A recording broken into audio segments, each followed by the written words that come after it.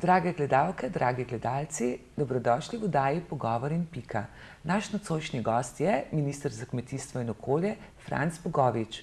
Pozdravljen, gospod minister. Lep pozdrav. Ali bo slovenski kmet preživel? Slovenski kmet je preživel in s tem tudi Slovenija že skozi stoletja, zato bo zagotovo tudi današnji slovenski kmet preživel. Najbrž se bo moral v katerem delu tudi prilagoditi razmerom, vendar slovenstvo in kmetstvo v Sloveniji bo preživelo. Kaj prinašajo varčevalni ukrepi na področju subvencij kmetijstva?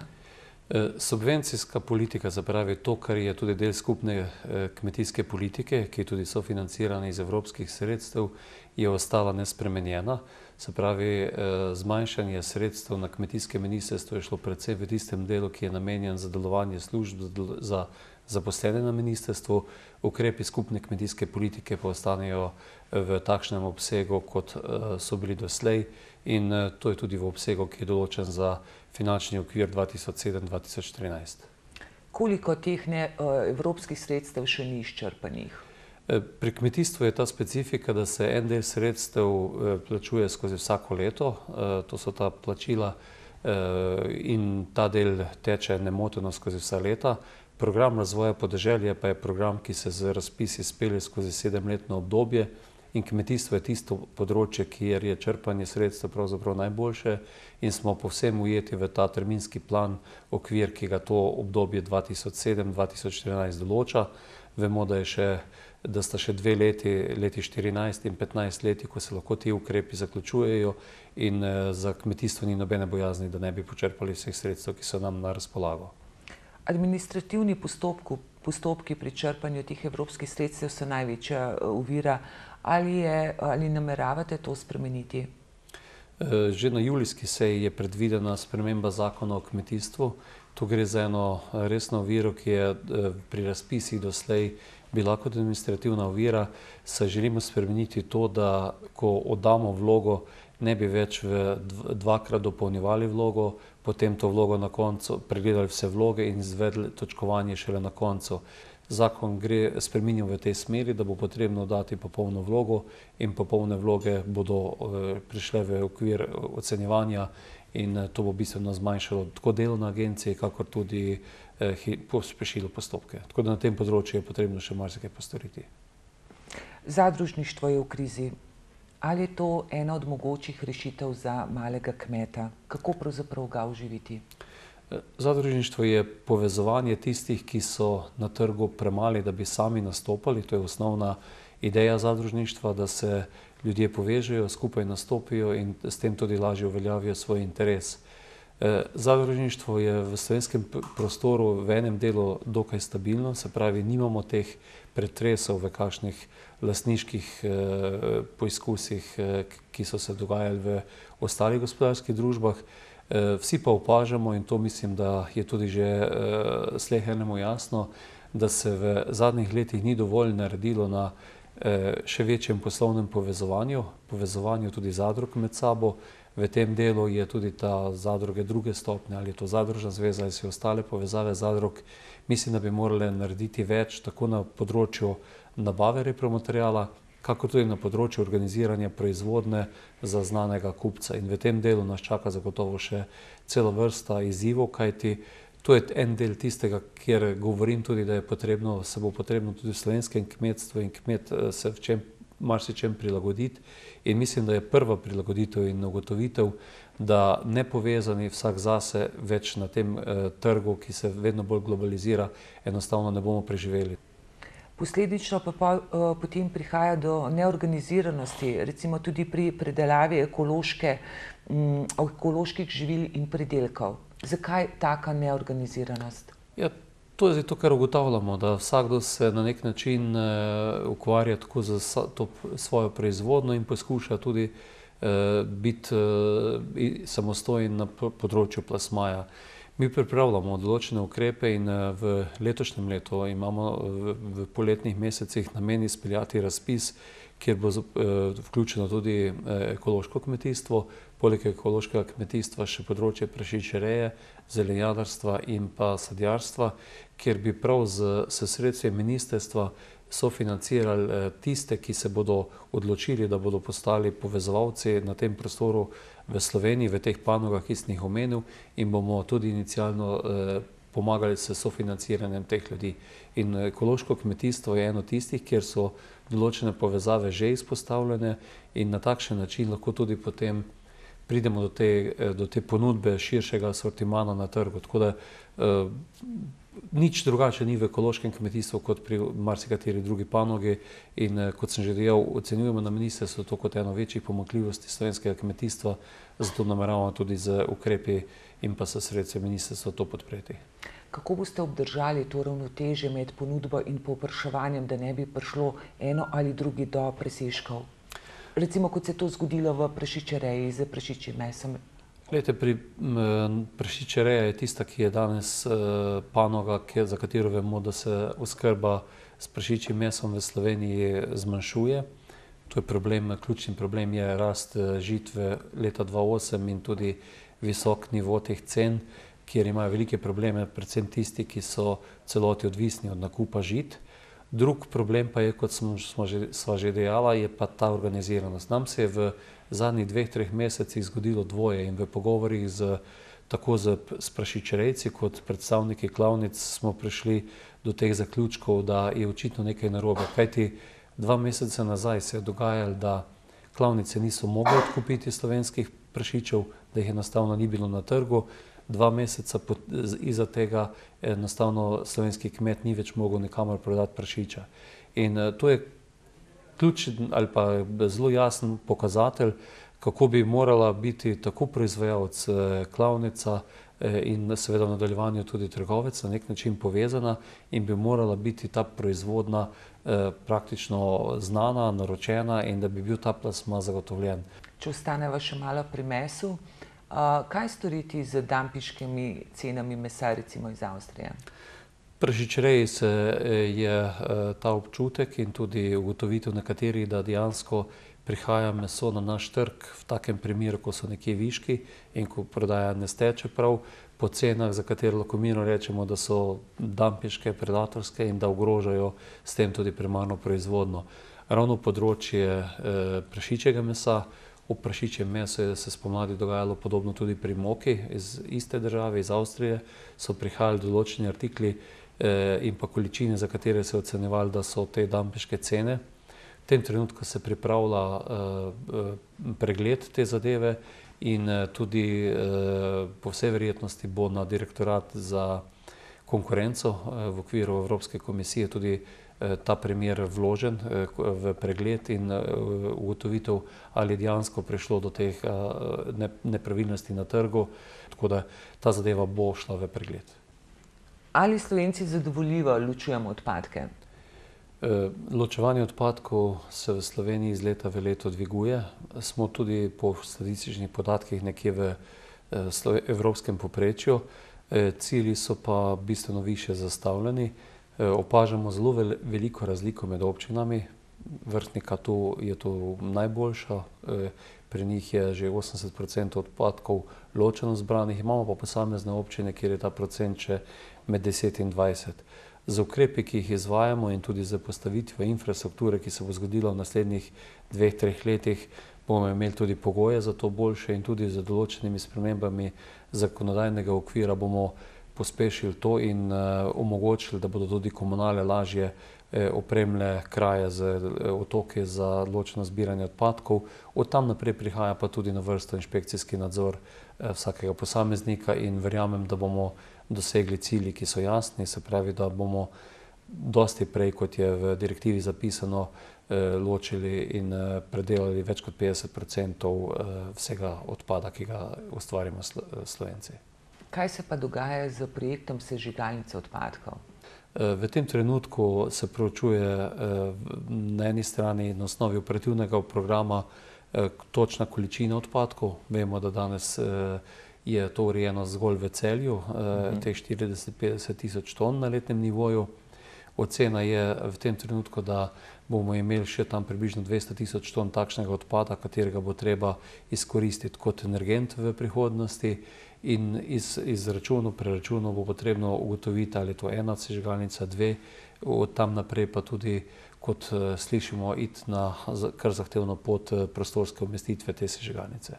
Ponavadi so ravno nasprotniki okolja, v katerem nameravate zgraditi ali postaviti in odpreti sežigalnico. Zakaj ne vzamete za primer recimo dunajsko sežigalnico, ki se nahaja v samem središču mesta? Sežigalnice, ki, kot sem že dejal, termično obdelajo odpadek in iz te obdelave pridemo na eni strani do električne energije, na drugi strani pa do toplote in so zaradi tega vedno locirane v mestih, kajti treba imeti tudi odvzem za daljinsko ogrevanje toplote. In sam sem si ogledal to sežigalnico na Dunaju že kar nekaj let nazaj. Res je to, da so bile te sežigalnice umeščene tudi v enem drugem času, ko je bilo potrebno za umestitev takšnih projektov mogoče storiti manj kot danes. Danes je prostorsko umeščanje takšnih objektov zahtevna stvar. Zahteva pa najprej zelo jasne podatke, jasen odgovor, o čem govorimo, kakšni bodo vplivi na okolje, resnično zagotoviti najsodobnejšo tehnologijo, da so te vplivi na okolje sprejemljivi, in tisti, ki so nosilci teh projektov, imajo zelo zahtevno nalogo, da se takšne umestitve tudi na pravilen način lotijo. Sam opažam tudi iz lastnih izkušenj, da se v dogovoru z ljudmi tudi o marsičem da pogovoriti, tudi na koncu dobiti tisto potrebno neko mnenje za veliko večino, in vekolikor se zadeve pravilno lotiš, imaš možnosti, da izpelješ tak projekt do konca, vekolikor pa ni pristop na začetku napačen, si pa ponavadi usojen na neuspeh pri takšni prostorski umestitvi. Kakšne rešitve imate za razvpite primere onesnaževanja okolja, to je Cinkarna, Lafarge, bioplenarne v Beli krajini? Tu gre za različne primere.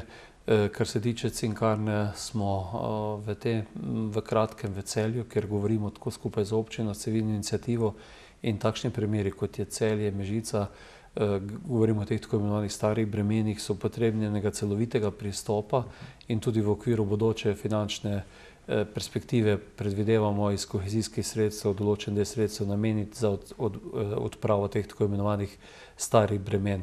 V ostalih primerih okoli bioplinarn so v pripravi določene spremembe uredb, s katerimi želimo zelo jasno določiti parametre, kaj sme biti na koncu, tako v vhodu v te bioplinarne kot vir, in na koncu koncev tudi kakšen naj bo na koncu digestat, s kakšno kvaliteto sme iti na kmetijska zemljišča kot gnojilo, kdaj ne sme iti. Tako da v tem delu mislim, da je to ena od ključnih zadev, da na tem področju to uredimo. V Beli krajini je pomembno tudi sprejem vodovarstvenih območij, kajti treba biti zelo pazljiv pri organskih gnojilih in pa obremenjevanju vodonosnikov. Velikokrat pa nastanejo problemi že za samo umestitvijo v prostor, kjer se zadeve umestijo v neka urbana središča.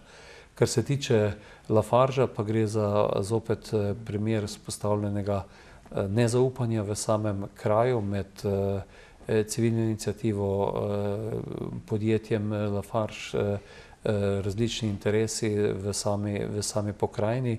Tudi tu želimo ta celotni okvir reševanja okoljskih problemov v Zasavju postaviti v okvir skupnega projekta, ki ima cilj zmanjševanje prašnih delcev v tem območju. Znotraj teh tako imenovanih prašnih delcev gre tudi za ob prometu individualnih koriščih za vpliv gospodarstva, in zato je potrebno v tem delu narediti korak, dva naprej. Ustanovljena že tudi skupina, ki na tem področju deluje, in izdelati prav akcijski načrt, znotraj katerega je treba tudi posebej obdelati to področje okoli Lafargea. Vemo pa, da gre v tem primeru dejansko za problem, ali podobno kot že v mnogih cementarnah, en del komunalnih odpadkov uporablja tudi kot energent ali ne, in o tem bo še kar precej besed steklo. V primeru vetrnic recimo, kako uravnotežiti varstvo okolja in razvoj? V primeru vetrnih elektrarn gre dejansko za neko stanje, kjer vidimo, da marsikje po Evropi je vetrna energija tista, ki je na pohodu, tudi razmere so marsikje drugačne, predvsem Severna Evropa z pasovnimi vetrovi ima idealne pogoje za umeščanje vetrnih elektrarn, medtem ko je pri nas ta problem, da so samo določena območja, kjer je tudi ekonomsko upravičljiva umestitev takšnih elektrarn, in tu se običajno potem tudi srečata dva konflikta, ali je to varovanje Natura območij po habitatni direktivi, po ptičji direktivi, aktivna okoljska združenja, in na tem primeru, zdaj že kar zloglasnem, smo ravno priča tega. Pride pa zdaj zopet ta postopek v zaključno fazo odločanja in upam, da bomo uspeli doseči kakšen dogovor. Ali bomo izpolnili zavezo o povečanju deleža alternativnih virov energije tukaj v Sloveniji? Ja, Slovenija ima obvezo po povečevanju obnovljivih virov v energiji. Kar nekaj imamo priložnosti. Mislim, da tu treba biti jasen in se najprej znotraj države dogovoriti, kaj so prioritete, kaj so tudi naše prednosti, in Slovenija ima zagotovo še kar nekaj priložnosti na področju hidroenergije, kjer je za razliko od večine evropskih dežel, kjer je tisti vodni potencial, ki je ekonomsko upravičljiv, izkoriščen. Pri nas je to tam 50–60% samo. Drugi del, kjer pa čaka ogromno nalog, je področje izkoristka lesa, tako na eni strani kvalitetnega dela za lesnopredelovalno industrijo, ostanka lesa za ogrevanje, kjer imamo veliko priložnosti. Pojavljajo se priložnosti z geotermalno energijo, ki je danes že marsikje tudi uporabljamo, in jaz verjamem, da bomo dosegli te cilje. Tu se ne smemo spraševati, ali bomo ali ne bomo, ampak na kakšen način. Les je tudi slovenska strateška surovina. Kako ustaviti prodajo hlodovine recimo v Avstrijo? Tam je le največja namreč. Ja, Avstrija je dežela, ki je v svetovnem merilu prepoznana kot ena tistih, ki je na rabi lesa naredila največ, in zato imamo v neposredni bližini zelo resnega tekmeca, konkurenta ali pa tistega, po katerim se lahko marsičem zgledujemo. V okviru naše aktivnosti je tudi že pripravljen akcijski načrt Gost les. Ta načrt bo v naslednjih dneh objavljen v javni razpravi in računamo tudi na julijski seji sprejet v okviru vladne procedure. Osnovni namen in pa cilji tega akcijskega načrta pa gredo ravno v smeri povečane rabe lesne biomase, izkoristek kvalitetnega lesa v lesnopredelovalni industriji, in tu so cilji usmerjeni tako na eni strani v samo podporo gozdarstvu, s tem, da bomo kakšno vlako več naredili. Zopet pridemo na polje povezovanja razdrobljenih lastnikov gozdov. V Sloveniji imamo 400 000 lastnikov gozdov, se pravi, da je posestna struktura zelo majhna. Žage izumirajo, ne? V tem delu je najprej predviden ta tako imenovana lesnopredelovalna središča, kjer bi se naj vršila tudi trgovina z lesom, hkrati tudi priprava lesa za energetsko izrabo, se pravi sekancev, peletov in podobno.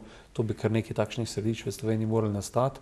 V drugem delu pa spodbuja lesnopredelovalne industrije, kjer je predvsem manjko kvalitetnih sodobnih žag, konkurenčnih na tem trgu, tako da tu nas resnično čaka veliko nalog in tu ima Slovenija tudi zelo veliko priložnosti za kvalitetna delovna mesta. Žal pa je v zadnjih desetletjih število teh, ki delajo v lesnopredelovalni industriji, samo padalo. Doma imate kmetijo, kakšno? Ja, imam kmetijo, ki je predvsem sadjarsko usmerjena, tako da obdelujemo 4 hektare jabolk, in sam sem o tem, ko sem začela pogovor, povezan v sadjarsko verigo, kjer se okoli podjetja Eurosad združuje danes sadjarji, ki obdelujemo preko 800 hektarov jabolk, in v tej verigi se recimo slovenska jabolka sedaj prodaja tudi že v arabskem svetu, poleg Londona, Moskve, in tako da to je osnovno področje dela naše kmetiji. Glede na to pa, da ima tudi tašča manjšo kmetijo, je pa tam kmetija, ki pa je govedorejska kmetija, tako da tudi v tem delu pomagamo tako v prireji mleka, prireji pitancev, tako da mi je to delo zelo znano in to zelo od blizu. Omenili ste, da se slovenska jabolka prodajajo na Bližnji vzhod. Kaj pa tukaj v centru Ljubljane se prodaja pod slovensko sadje, recimo češnje iz Italije, marelice iz Španije in je napis ekološko pridelano doma. Kako ustaviti to sivo ekonomijo na področju sadjarstva? Siva ekonomija je v slovenskem prostoru splošen problem in tu je samo nadzor in pa delo inšpekcijskih služb, ki mora tiste, ki na takšen način izigravajo tudi blagovno znamko in pa to enostavno kaznovati. Se pa, kot pravilno ugotavljate, to dogaja. Tudi poznam načrt dela in pa aktivnosti naših inšpekcijskih služb in temu področju posvečajo precej pozornosti. Bodisi, da gre to za trgovinski sektor, ki včasih mogoče na policiji tudi naredi podoben primer, kot ste ga omenili, bodisi pa, da gre tudi za slovenske predelovalce hrane, ki tiste manjke na takšen način prodajajo po domačo blagovno znamko. Tako da programu dela inšpekcije je oster nadzor, kajti mi zaupanje potrošnika ne bomo imeli, dokler se bo to dogajalo. In zato je potrebno narediti red najprej pri sebi in od tam naprej potem tudi zgraditi zaupanje pri potrošniku. Bili ste večni župan Krškega, ki pogrešate županovanje? Ja, jaz moram reči, da sem zelo vesel za teh 13 let, ki se mi je zgodilo na področju lokalne samouprave biti župan občine Krško. Zanimiva izkušnja. Sam sem pa po 13 letih tudi pri sebi ocenil, da je čas, da dam na tistem mestu priložnost komu drugemu, da pride v Krško tudi do drugih idej, kot tiste, ki sem jih sam imel, sam pa sprejmem kakšen drugačen izziv in resnično imam zdaj priložnost in zelo velik izziv na tem ministrstvu, tako da po naravi tudi nisem tisti, ki bi preveč gledal nazaj, zato, kot sem že dejal, sem vesel za teh 13 let, upam pa, da nam bo uspelo tudi na kmetijsko-okoljskem ministrstvu narediti veliko dobrih stvari, tako za slovensko kmetijstvo kot okolje. Kaj počnete v prostem času, gospod minister? Prostega časa je zelo malo. Moram reči, da čez teden ga enostavno več ni sedaj. Vikendi so tisti, katere poskušam izkoristiti zase. Sobota je dan za neko regeneracijo in če le lahko sem vsaj uro do dve v svojem sadovnjaku, če drugo ne, da ga prehodim, da tudi kakšno drobno delo, ki v sadjarstvu je delo preko celega leta v nasadu, vsaka ura, ki jo upraviš notri, je tudi poplačana in to je tudi mesto, ki se najbolje zrelaksiram. Škropite jabolka? Seveda. Imamo jabolka, ki se pridelujejo po tej tako imenovani metodi integrirane pridelave, ki zahteva normalno tudi uporabo pesticidov. Je pa ta raba točno določena, s katerim škropivom smemo kdaj škropiti. Tudi v okviru sistema, kot sem ga imenoval, je zelo jasno izdelana ta prognostična služba, tako da resnično uporabljamo te pesticide takrat, ko so potrebni in tisti, ki so tudi v tem integrirani predelavi dovoljeni. Je pa tudi zaradi okolja velikokrat škropljenje preko noči, tako da tudi to se dogaja v mojem delovniku, čeprav moram reči, da letošnje leto dosti manj kot prejšnja leta. Koliko ljudi je zaposlenih na vaši kmetiji? 4 hektarje, to je kar precejšen sadovnjak. Veliko jabolk, ne, pridelate? Tako je. Naš pridelek se giblje tam od 120 do 150 ton na leto, odvisno od leta. Letošnje leto bo malce nižje, glede na to, da je tudi v našem nasadu bilo posledice pozebe. Lahko rečem, da obdelujemo ga več ali manj sami. V jeseni, ko je obiranje, dobimo pomoč v tistem času, sicer pa je to delo, ki ga opravimo največ žena, sin in sam. In prihodek, vkolikor je pridelek primeren, je iz 4 hektarske sadjarske kmetije za eno dobro delovno mesto. In lahko mirno rečem, da smo tudi skozi desetletja, kajti že 25 let sadjarimo, praktično ustvarjali to eno delovno mesto na teh 4 hektarjih kmetije in na nek način tudi dobra dopolnitev znotraj tega delovnika, kjer se ukvarjam na eni strani sedaj že 14 leto poklicno z politiko, na drugi strani pa v tem delokrogu družinskem tudi ustvarimo eno delovno mesto doma, hkrati pa je s tem tudi poskrbljeno tako za otroke kot zame in na ta način mislim, da smo kar nekako ujeli ritem enega prijetnega življenja, ki ga zelo cenim. Znate speči jabolčno pito? Speči ne, lahko pa rečem, da sem pa že večkrat pomagal ženi pri lupljenju jabolk, tam naprej pa prepuščam to ženi in pa hčeri. Slavko Avsenik ali Lojze Slag? Oba. Med tema dvema resnično ni potrebno izbirati, ampak so to dve legendi, ki sta opravila veliko poslanstvo v slovenskem prostoru in mogoče po Lojzetu Slaku je sin harmonikar, tako da mogoče bliže njega, čeprav pa bi delali krivico, če bi se odločili med tema dvema gospodoma. Imate zanimivega soseda, Primoža Kozmusa. Tako je. Se poznata? S Primožem se poznava že vrsto let. Sam sem začel svoje delo kot pospeševalec v Agrokombinatu Krško in na njegovi kmetiji so imeli v preteklosti tudi jabolka. In ko so se tista jabolka sadila, je bil Primož Kozmus zelo majhen fant. Sam sem pa pomagal prva jabolka prav posaditi in pokazati njegovemu očetu, kako se to delo upravlja, tako da poznam to družino podrobno. Vesel sem tudi tega, da smo v zadnjih letih kot župan in pa on kot uspešen vrhunski športnik, hkrati pa tudi poslovnež, našli točke skupnega sodelovanja, tako da ima v domačem kraju, v Brestanici, zelo blizu Presladola, odkoder izhaja, kar vedno rad pove, tudi hostel. V neposredni bližini na Senovem je v junijskem delu, junija letos otvoritev manjšega atletskega stadiona, v neposredni bližini pa začetek gradnje tudi športnega vadbiščenega centra prav za metalne športe, kjer bo tudi šola Primoža Kozmusa. Tako da na Primoža smo zelo ponosni. Zanimivo, ker ste rekel Brestanica, kaj ne rečete, Reichenburg?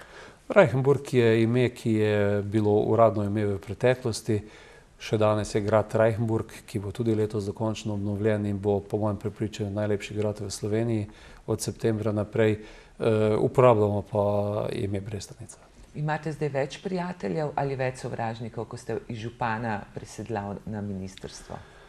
Ko sem 14 let nazaj stopil v politiko, sem imel veliko prijateljev in prva naloga, ki sem si jo zadal, je ohraniti tiste prijatelje. In na tiste lahko zavedno računaš. Poslovni, politični prijatelji so včasih tudi zelo minljivi, tako da zelo rad sklepam prijateljstva. Imam tudi ogromno prijateljev, ki sem jih dobil v teh 13-14 letih. Kot sem pa že dejal, življenje te nauči tega in sam se tega zelo upoštevam, da so te družinski prijatelji v vasi tisti, na katere lahko vedno računaš. Tudi na sošolce iz mladih nog, ne? Mislim, kratkih nogic šolskih let, ne? Tako je, zelo lepi spomini. Tudi v kratkem bomo praznovali že kar eno veliko obletnico osnovne šole, tako da teh stvari se zelo z veseljem udeležimo. Ste rabutali kaj? Ja, v mladosti smo marsikaj počeli, tako da to, kar mladostniki počno, nikoli imeli kakšnih problemov s tem, teh mladostnih potegavščin je bilo pa zelo veliko, konec koncev smo tudi že v družini 4 bratje, tako da že znotraj tega kroga se je marsikaj dogajalo. Ko smo stopili pa z družinskega kroga ven, je bilo pa tudi zelo zanimivo v mladosti. Ste bili gavnar? Do neke mere tudi, ja. Gavnar tudi povezal, šport je bila tudi ena od teh stvari, katere smo se z veseljem ukvarjali. Začeli z nogometom na paši, kasneje se je to odvijalo na malo nogometnih teh turnirjih.